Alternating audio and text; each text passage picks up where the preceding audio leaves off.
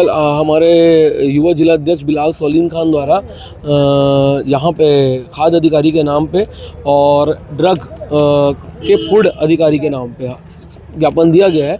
उसमें विशेष मांग ये थी कि जो कंट्रोल चल रहे हैं, जो वार्डों में उपस्थित हैं, थोड़े दूर दूर वार्ड में आप जाएंगे तो देखेंगे कि समय पे खुलते नहीं हैं, लोग लंबी लाइन लगा के अपना काम धाम छोड़ के वहाँ पड़े रहते हैं। साथ ही जितना मात्रा में उन्हें राशन या शक्कर और मिट्टी तेल भी पहले दिया जाता था, मिट्टी तेल बंद कर दिया गया है। कल बात हुई जब खाद्य अधिकारी से, तो उन्होंने बोला कि मिट्टी तेल चूँकि महंगा है इसलिए मिट्टी तेल को हम लोग वहाँ से हटा दिए हैं, पर प्रावधान में तो है उनको देने का।